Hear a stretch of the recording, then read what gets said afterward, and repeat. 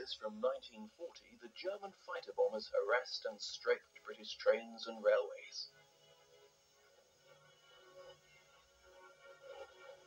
But the Allied air forces were infinitely more effective in precision attacks. Here, the Bielefeld viaduct is destroyed as part of a systematic taking out of railway targets, prior to and after D-Day. By contrast, although the German Blitz and V-weapon offensives did do some quite serious damage to our railways, their bombing was indiscriminate. If a railway was hit or a station set on fire, this was by chance, and moreover, the damage was soon repaired.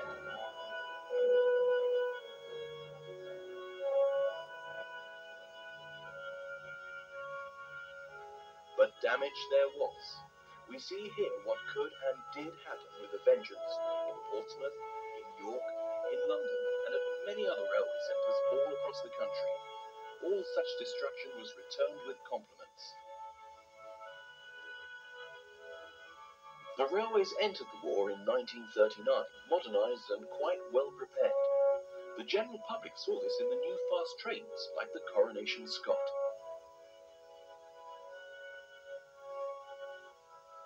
But the air raids didn't come, and the first 8 months of the war were a phony war, at least for the people at home. The railways and the rest of industry had time to prepare fully for what was to come. Improvements were made in engine efficiency, in coaching stock. Track systems were redesigned to give greater capacity. Automatic turntables were commissioned, and giant coaling plants that filled a tender in a few minutes were built. This wasn't all.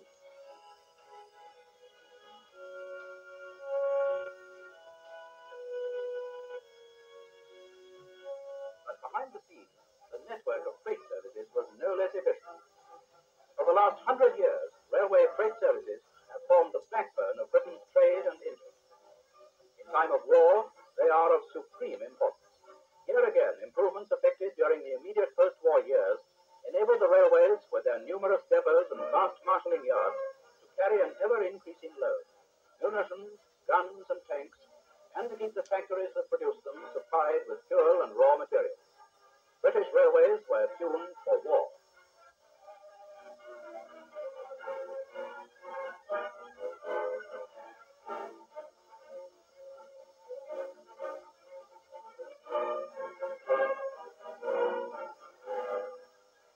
If the railways were ready for war, British railwaymen were ready too. Mobile vans toured the country giving instructions, and by the time war was declared, 1 in every 10 railwaymen was qualified in air raid precautions. Before the war was many months old, the number of trained ARP men had almost trebled. Sandbags figured largely in the early protection provided against air bombardment, but they were soon replaced by stronger and more permanent structures. Traffic control centers, vital to continuous movement of traffic, were duplicated in buildings which were bomb-proof except against a direct hit. However fierce an air attack, the railways must continue to function, so that thousands of railwaymen did not take shelter, even when bombs were falling. For those who could take cover, shelters were provided near to their place of work.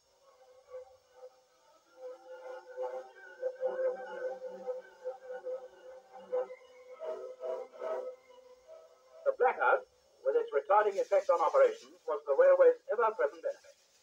Whitewash, liberally used, helped passengers and the staff to carry on. The whole system of railway lighting, in stations and depots, on signals and trains, had to be altered to meet the blackout regulations. After dark, screens prevented glare from the engine footplate, and from darkened stations, the trains ran through the dark countryside.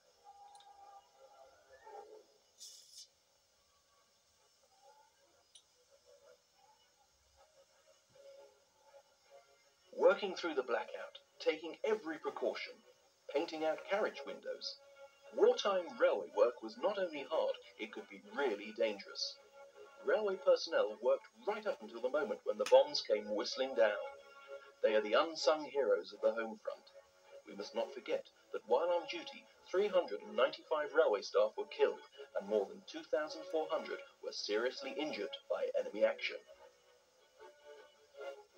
The station name cut into the lamp guard was an innovation by the Leighton Porter. During the war, in spite of the advent of the motor lorry, Trains had to move most of the nation's freight. There was no North Sea oil, and most of the oil we imported was needed by the armed forces, so private lorries and cars were driven off the road by the severe rationing of fuel. So on main lines and branches, a constant procession of goods trains trundled along every day and night. Over 250,000 special freight trains were run for the armed forces during the war. People were asked, is your journey really necessary? Passenger trains were accorded no special priority and were often late and overcrowded. This ex-London and North Western 080 carries a special wartime code chalked on its smoke box. This sequence shows the extraordinary variety of wagons used by the railways for carrying goods. By no means were there enough covered wagons, so manufacturers were often put in open wagons, 500,000 of which were commandeered from private owners. They were covered in tarpaulins to keep off the rain, the pilferers, and the prying eyes.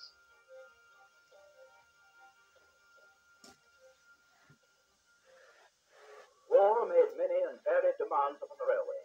Over 7 miles of passenger coaches were transformed into ambulance and civilian casualty evacuation trains.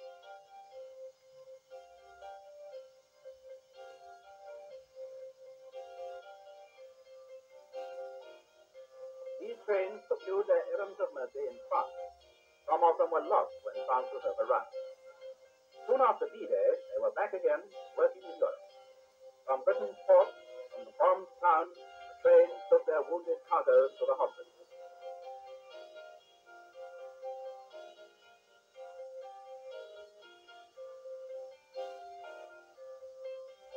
As part of the 1940 air raid precautions, civilian casualties from city hospitals were moved via an ambulance train to the safety of the suburbs. Here, a 700 class 060 steams into Windsor and Eton Riverside with an ambulance train of London and North Eastern Railway stock.